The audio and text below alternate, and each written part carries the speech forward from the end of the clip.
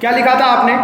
दो अचालक वस्तुओं को परस्पर रगड़ा जाए तो उनमें एक दूसरे को आकर्षित करने का गुण आ जाता है। इसे क्या कहते हैं? अपन स्थिर वैद्युतिकी कहते हैं। क्या कहते हैं इसे? स्थिर वैद्युतिकी कहा जाता है।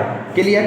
तो आपको स्थिर वैद्युतिकी की परिभाषा क्लियर हुई, ठीक है। इसके बाद लिखिए मिलीकन। एक वैज्ञानिक है कौन? मिलीकन। तो लिखिएगा मिलीकन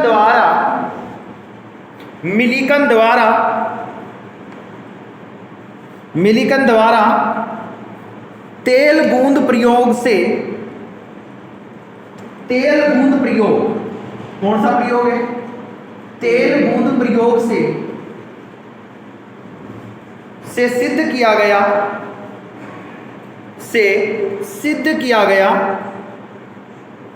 कि आवेश धनात्मक एवं ऋणात्मक होता है। तो बताओ ये किसने बताया कि आवेश धनात्मक एवं ऋणात्मक होता है? मिलीकन ने। किस प्रयोग से बताया? तेल बूंद प्रयोग से। एग्जाम की खोपड़ी में छेद करना है, अगर एग्जामिनर को बेजे को यहाँ ढूंढ कर लाना है अगर, तो समझ लीजिए कि एक एक पॉइंट, एक एक छोटी छोटी चीजें आपको पढ़नी पड़ेगी, ठीक है। आगे की हम बात करते हैं। एक बार और बता देते हैं आपको। मिलीकन ने बताया, क्या बताया? कि तेल बूंद प्रयोग के द्वारा बताया कि आवेश, भाई आपने आवेश दो प्रकार के होते हैं, प्लस और माइनस। एक उदासीन होता ही, तो कोई चीज धनात्मक होती है, कोई चीज ऋणात्मक होती है। इसके बारे में किसने बताया? मिलीकन ने बताया। और किससे बताया? तेल बूंद प्रयोग से बताया, ठीक है।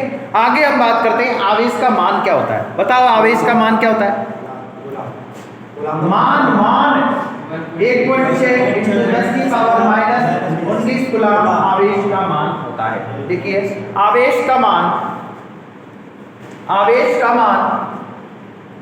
1.6 × 10⁻⁻24 कूलम होता है। -19 कूलम, सॉरी, 1.6 × 10⁻⁻19 कूलम होता है।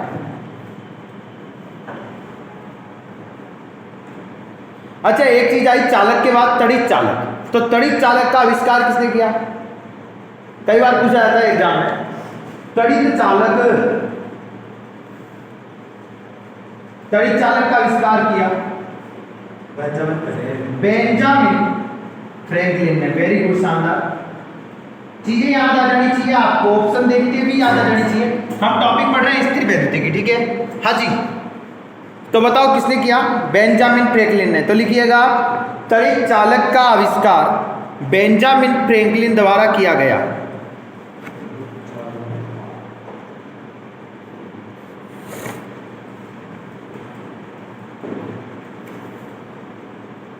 जिसमें तांबा धातु प्रयुक्त होती है।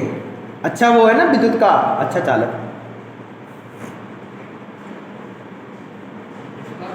जिसमें तांबा धातु प्रयुक्त होती है। हाँ, तांबा धातु प्रयुक्त होती है। अब आप लोग मुझे ये बताएंगे ये तड़ित चालक काम क्या आता है? हाँ, साइंस वाले विद्यार्थियों, क्या काम आता है तड़ित चालक? कई काम आवे चाहिए। वायर तो बनते ही है, मैं यूं नहीं कह रहा, वायर तो एल्यूमिनियम के बन जाएंगे। तड़ित चालक की बात है। तड़ित चालक क्या काम आता है? जो बड़ी बड़ी बिल्डिंग होती है, बड़ी बड़ी इमारतें होती है, बड़ी बड़ी फैक्ट्रियां होती है, उद्योग धंधे होते हैं, इनमें जो सीधा चालक लगा रहता है विद्युत के वो झटके से बचाने के लिए, वो होता है आपका तड़ित चालक। क्या होता है? तड़ित चालक, विद्युत का झटका नहीं लगे। तो लिखिएगा आप लोग गगनचुंबी इमारतों को,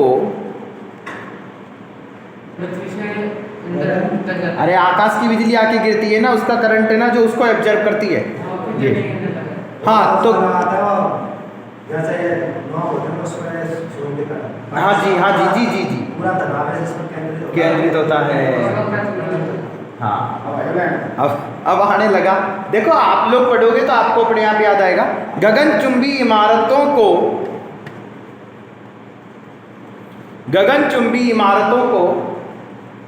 आकाश की बिजली से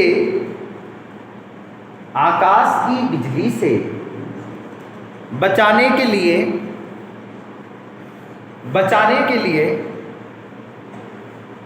तड़ित चालक का प्रयोग होता है। तड़ित चालक का प्रयोग होता है। तो आपके पूछा जाए तड़ित चालक का यूज कहाँ करते हैं? गगनचुंबी इमारतों को आकाशीय बिजली से बचाने के लिए करते हैं। ठीक है, अब टॉपिक डाल दिया विद्युत धारा। अब आप बताएंगे, ये लाइनमैन बताएंगे हमने को विद्युत धारा किसे कहते हैं? हाँ लाइनमैन साहब पुखराज जी बताओ। हाँ सेकंड लाइनमैन राजू जी बताएं। धारा के आवेश के प्रवाह की, धारा का आवेश का प्रवाह कौन सा होता है? समझिएगा, विद्युत धारा कहते हैं आवेशों के प्रवाह की दर को क्या कहते हैं? विद्युत धारा कहते हैं। आवेश क्या होता है? Q coulomb. मैंने क्या बताया? प्रवाह की दर जब बोले तो क्या निकल बटा में, और विद्युत धारा को किससे दिखाते हैं? I बराबर क्यू अपॉन क्यू का मतलब समय, T का मतलब सेकंड, गुलाम बटे सेकंड, यानी कि गुलाम प्रति सेकंड, यानी कि क्या बन जाएगा बोलो? एम्पियर। मात्रक क्या बन जाएगा? एम्पियर। बच्चा जल्दी आना पड़ेगा, लेट मत होएगा बताइए। हाँ भाई, तो बताओ क्या बन जाएगा? मात्रक एम्पियर बन जाएगा। एक बार दोबारा समझ लो, स्थिर वैद्युतिकी में मिलीकर ने बताया, मिलीकर ने एक प्रयोग किया तेलबूत प्रयोग, जिससे क्या पता लगा? देख लड़के इधर देख ले, मिलीकर ने प्रयोग किया तेलबूत प्रयोग, उससे पता लगा कि आवेश दो प्रकार के होते हैं, धनात्मक और ऋणात्मक। दो आवेश होते हैं, धनात्मक और ऋणात्मक। ठीक है, हालांकि इसमें एक शून्य उदासीन भी है, लेकिन धनात्मक और ऋणात्मक होने का पता किसने बताया? मिलीकर ने बताया तेलबूत प्रयोग से। ठीक है, अच्छा, आवेशों का जो मान होता है वो होता है 1.10⁻⁻19 कूलम होता है। एक तड़ित चालक होता है, इसका आविष्कार किसने किया? बेंजामिन फ्रैंकलिन ने किया। तड़ित चालक का आविष्कार किसने किया? बेंजामिन फ्रैंकलिन ने किया। तड़ित चालक किसका बना होता है? तड़ित चालक किस धातु का बना होता है? बताओ। तांबा का बना होता है। किस धातु का बना होता है? तांबा धातु का बना होता है। तड़ित चालक किस काम आता है? गगनचुंबी इमारतों को आकाशीय बिजली से बचाने के लिए तड़ित चालक का प्रयोग किया जाता है। हमने पढ़ा विद्युत धारा। विद्युत धारा होती है आवेशों के प्रवाह की दर। आवेशों के प्रवाह की दर क्या कहलाती है? विद्युत धारा कहलाती है, जिसको I बराबर Q अपॉन T से दिखाते हैं। Q का मतलब कूलम बटे सेकंड, तो धारा का मात्रक क्या हो जाएगा? कूलम प्रति सेकंड, या इसको कहा जाता है एम्पियर। बोलो क्या कहा जाता है? एम्पियर। उतारो, फटाफट उतारें आप जल्दी से।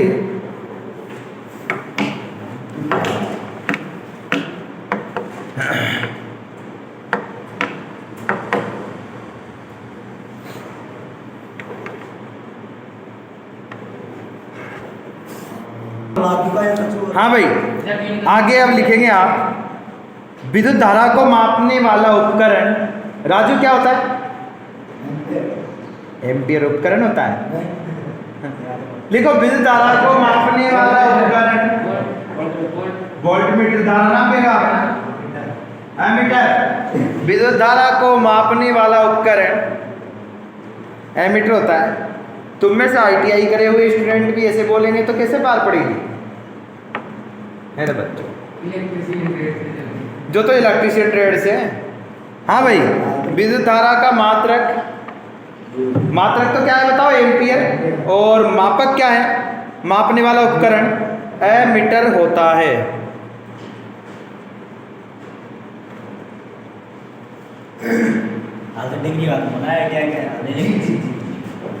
अब मुझे आप लोग एक बात समझने के लायक है। आप ये समझिए, धारा के मार्ग में कोई रुकावट आती है, तो धारा के मार्ग में आने वाली रुकावट को क्या कहते हैं? धारा के मार्ग में आने वाली रुकावट या बाधा को क्या कहा जाता है? तो एक अच्छा एमीटर कैसा होना चाहिए? जो धारा का मान अच्छा बताए। धारा का मान अच्छा बताए। धारा का मान अच्छा कब होगा? जब प्रतिरोध क्या होगा? बोलो कम। प्रतिरोध कम तो धारा क्या होगी? अच्छी है। अरे मैं यूं कहूँ, यहाँ से मेरे को धारा बाहर पहुँचानी है, और अगर बीच में रुकावट ज्यादा है तो धारा वहाँ कम पहुँचे, और बीच में रुकावट कम है तो धारा वहाँ ज्यादा पहुँचे। तो कुल मिला के ये कहना चाह रहा हूँ, अगर प्रतिरोध कम होगा तो धारा क्या होगी? तो अच्छे वोल्टमीटर, अच्छे एमिटर का, किसका? अच्छे एमिटर का प्रतिरोध कैसा होना चाहिए? कम। और जब बात करें, मान लीजिए कि आप अच्छे बच्चे, तो अच्छे बच्चे होंगे तो वो उनमें अच्छे गुण होंगे, या वो कम शैतानी करेंगे, कम करेंगे। लेकिन अगर आदर्श होने का आपको कहे कि भाई साहब ये तो बिल्कुल एकदम वो अपने माता पिता को टोकरी में बिठा के लेके जाता है ना, वो ऋषि मुनि श्रवण कुमार, बोले ये तो मेरा बेटा श्रवण है, तो वही वाला सिस्टम है। आपसे कहा जाए कि आदर्श एमिटर का नाम लिया जाए तो आदर्श एमिटर का प्रतिरोध क्या हो जाता है? शून्य हो जाता है। बोलो क्या हो जाता है? शून्य हो जाता है। तो लिखो नोट डालिए, नोट में लिखिएगा एमिटर का प्रतिरोध, एमिटर का प्रतिरोध न्यूनतम होता है। कल की क्लास मिल गई थी आपको यूट्यूब पर, जो लोग नहीं जुड़ रहे हैं वो भी जुड़े, 2-4 जने तुम में से नहीं जुड़ते हो, वो एक बार इन लोगों से लिंक ले लें या मेरे व्हाट्सएप नंबर ले लें, मैं आपको व्हाट्सएप पर वो ग्रुप में जोड़ दूंगा और आपके पास आने लग जाएंगे कंप्लीट। फालतू चीज़ें आती नहीं है, इनको पता है, मन्नू वगैरह पुराल वगैरह, उस पर बिल्कुल 1% भी आपका फालतू मैसेज नहीं आता। फालतू मैसेज जो करना होता है वो मैं पर्सनली करता हूँ, उस ग्रुप में नहीं डालता, उसमें तो बस वही वीडियो के लिए ही डाला गया है, वो जो बनाया गया है, ब्रॉडकास्ट लिंक बनाया गया। हाँ जी, तो एमिटर का प्रतिरोध न्यूनतम होता है, जबकि आदर्श एमिटर का प्रतिरोध, जबकि आदर्श एमिटर का प्रतिरोध शून्य होता है। लिख लिया आपने? अब मुझे बताएगा पृथ्वीराज, आदर्श एमिटर जो होता है वो किस क्रम में लगाया जाता है? समांतर क्रम में लगाया जाता है या श्रेणी क्रम में लगाया? लो इलेक्ट्रिक डायग्राम देखो भाई, ये बैटरी है, ये कुंजी है, ये चालू लाइन ऑफ, कहाँ लगाते हैं एमिटर को? ये कौन सा क्रम है? कौन सा क्रम है? श्रेणी क्रम में लगाते हैं। किस क्रम में लगाते हैं? और अगर यहाँ और यहाँ लगाऊंगा मैं तो बताओ ये कौन सा क्रम है? समांतर। जब दो सिरों से टच करते हैं, दो सिरों से ऐसे लगाते हैं, जब बात ऐसे आ जाए, पैरेलल हो जाए कोई चीज, तो क्या बोलेंगे? समांतर। और चाहे गोल गोल गोल गोल कैसे भी है, लेकिन एक ही लाइन के बीच में है तो क्या बोलेंगे? तो बताओ एमिटर को किस क्रम में लगाया जाता है? तो लिखिएगा एमिटर को परिपथ के साथ, एमिटर को परिपथ के साथ श्रेणी क्रम में लगाया जाता है। एमिटर को परिपथ के साथ श्रेणी क्रम में लगाया जाता है। एमिटर को परिपथ के साथ श्रेणी क्रम में लगाया जाता है। अब एक क्वेश्चन हो जाए आप लोगों के साथ, क्वेश्चन पे गंभीर हो जाते हैं बच्चे। हाँ भाई, क्वेश्चन लिखिए, किसी चालक तार में, किसी चालक तार में, अब है ना, इसको आप अपनी कॉपी में रखेंगे, मैं चेक करने आऊंगा। किसी चालक तार में 2 एम्पीयर की धारा प्रवाहित होने में, 2 एम्पीयर की धारा प्रवाहित होने में 5 मिनट का समय लगता है। 5 मिनट का समय लगता है। किसी चालक तार में 2 एम्पीयर की धारा प्रवाहित करने में 5 मिनट का समय लगता है, तो आवेश कितना उत्पन्न होगा? तो बताओ, आपको एक क्वेश्चन दिया था, किसी चालक तार में 2 एम्पीयर की धारा प्रवाहित करने में 2 एम्पीयर की धारा प्रवाहित करने में 5 मिनट का समय लगता है, तो बताओ उसका आवेश कितना होगा? 10। और बोलो 10। किसी के कुछ आ रहा है क्या? 10 कितने लोगों के आया? तो चलो 10 आया, आपके भी 10 आया। हाँ, करेक्ट कॉलेज तो नहीं, अरे तुम बात नहीं कर, आपके साथ है एक किसी ने सीसीटीवी में बस उतना हमारे चोरी जैसे नाम जोड़ रहा हूँ। एक बात बताओ, क्या दिक्कत आई? कूलाम आवेश कितना बोला? अच्छा, कितना आवेश प्रवाहित होगा? तो I बराबर है Q अपॉन T। समझ लीजिए I बराबर Q अपॉन T है। मैं थोड़ी देर के लिए बिठा देता हूँ। I का मान Q अपॉन T है ना। बोलो I का वैल्यू कितना दिया है इसने? Q का वैल्यू इसने दिया है, T का वैल्यू कितना दिया है? 5 दिया ना। अब आपने क्या किया, इसको बटा में 1 ले लिया, यही किया, ठीक है। ये 5 क्या होगा, इधर की तरफ चला जाएगा, 5 दूना 10 बराबर Q कर दिया आपने, यही किया, Q बराबर 10। लेकिन आपका जवाब गलत है। कैसे? समय का मात्रक क्या होता है? समय का मात्रक क्या होता है? और आपने क्या लिया? मिनट। आपने क्या ली? मिनट ली। तो बताओ, मिनट लेके सही हो सकता है क्या सवाल? नहीं हो सकता। तो I बराबर Q अपॉन T करेंगे। I का मान 2 एम्पियर है, Q का मान Q रहने दो, T का मान कितना बेटा? 5 गुना 60 होगा कि नहीं होगा? ये इधर चला जाएगा, 5 गुना 60 गुना 2 अपॉन Q बराबर Q। तो Q बराबर 5 गुना 10, 600 कूलाम आवेश। हाँ साहब, कर लिया आपने। आपको पहले ऑप्शन में सबसे पहले यही मिलने वाला है 10, और फिर आप उसको सही करके आओगे, कहोगे हमारा तो सिलेक्शन पक्का हो जाएगा। पर ऐसा नहीं करना, आपको ध्यान रखना, समय का मात्रक सेकंड यूज करे करो। हाँ भाई, अब अपन बात करते हैं विभवांतर की, और विभवांतर की क्लास की बात करते हैं।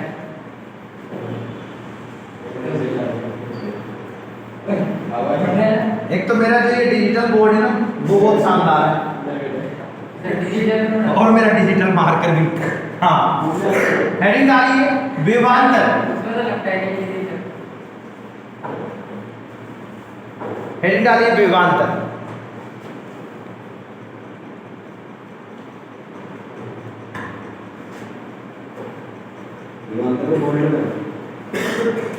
हाँ, वही बोल्ट वाला विभवांतर ही होता है। किसे कहते हैं विभवांतर? किसे कहते हैं?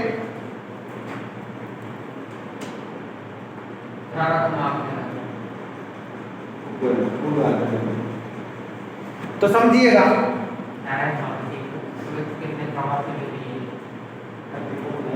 ये कोई धनावेश है, ये कूलाम आवेश है। एकांक धनावेश को एक बिंदु से दूसरे बिंदु तक ले जाने में किया गया कार्य विद्युत विभव कहलाता है। एकांक धनावेश को एक बिंदु से दूसरे बिंदु तक ले जाने में किया गया कार्य क्या कहलाता है? विद्युत विभव। और किन्हीं दो विभवों के बीच का अंतर क्या कहलाता है? विभवांतर। तो लिखिएगा, हालांकि कंपटीशन में थोड़ा सा इस परिभाषा को डायरेक्ट किसी ने ये लिखा कि एकांक धनावेश को एक बिंदु से दूसरे बिंदु तक ले जाने में किया गया कार्य यही विभवांतर कहलाता है। बड़ा फर्क इनमें नहीं है, लेकिन मैं आपको थ्योरेटिकली एक सही परिभाषा दिखा देता हूं। तो लिखिएगा, किसी एकांक धनावेश को एक बिंदु से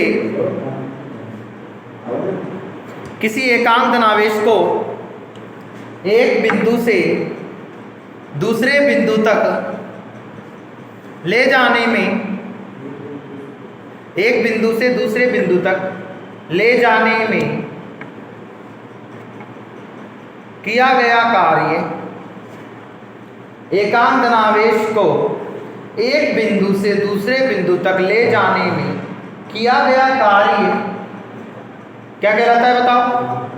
विभवांतर कहलाता। अच्छा, विद्युत विभव कहलाता है। पहले लिखिएगा, विद्युत विभव कहलाता है। विद्युत विभव कहलाता है।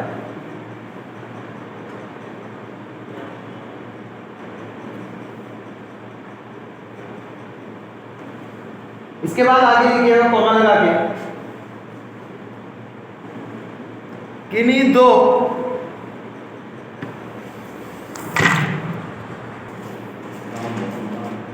अब मेरी बात सुनो, विभवांतर बोले तो बी, समझना। एकांक धनावेश को एक बिंदु से दूसरे बिंदु तक ले जाने में किया गया कार्य ही क्या कहलाता है? किसको ले जाने में किया गया कार्य? धनावेश को ले जाने में किया गया कार्य। तो बी बराबर क्या बन गया? W अपॉन W का मात्रक क्या होता है? कार्य का मात्रक, Q का मात्रक, तो B बराबर क्या बन गया? जूल प्रति कूलम। यानी कि बी बराबर क्या बन गया, क्या बन गया बोलो, वोल्ट बन गया। तो लिखिएगा, पहले तो आप ये उतारो आराम से और फिर लिखवाओ।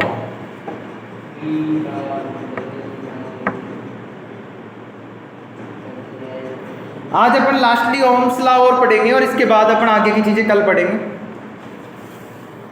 आगे हम कंसेप्ट की बात करते हैं। मात्रक क्या बन गया, जूल प्रति कूलम, वोल्ट बन गया, ठीक है। अब इसको वोल्ट को कौन मापेगा बताओ, वोल्ट मीटर कौन मापेगा, वोल्ट मीटर। मैंने आपको भी थोड़ी देर पहले क्या बताया था, एमीटर क्या मापता है, किसमें मापता है, एम्पीयर। वोल्ट मीटर क्या मापता है, विभवांतर, किसमें मापता है, वोल्ट, किसमें मापता है, वोल्ट में। एमीटर को किस क्रम में लगाते हैं बोलो, बोलो किस क्रम में लगाते हैं, तो बताओ वोल्ट मीटर को किस क्रम में लगाओगे, कौन से क्रम में लगाओगे। एमीटर का प्रतिरोध कैसा होता है बोलो, न्यून होता है। अच्छे एमीटर का प्रतिरोध कैसा होता है, न्यूनतम। आदर्श एमीटर का प्रतिरोध कैसा होता है, तो बस उल्टा घुमाओ, अच्छे वोल्ट मीटर का प्रतिरोध कैसा होता है, अधिकतम कह दो चाहे उच्चतम कह दो, तो अधिकतम होता है। आदर्श वोल्ट मीटर का प्रतिरोध कितना होता है, अधिकतम से भी बड़ा, यानी कि अनंत होता है। समझ गए, एमीटर और वोल्ट मीटर दोनों में आपको फर्क करना पड़ेगा, ठीक है। एग्जाम में क्वेश्चन आ जाए, आपको घूमना नहीं है, आपको एग्जामिनर क्या सोच सकता है उससे पहले यहाँ सवाल को लाके पटक देना है, ठीक है। आपके सामने मैंने रख दिया, खोल दिया। एमीटर किसमें मापता है, एम्पीयर में। वोल्ट मीटर किसमें मापता है,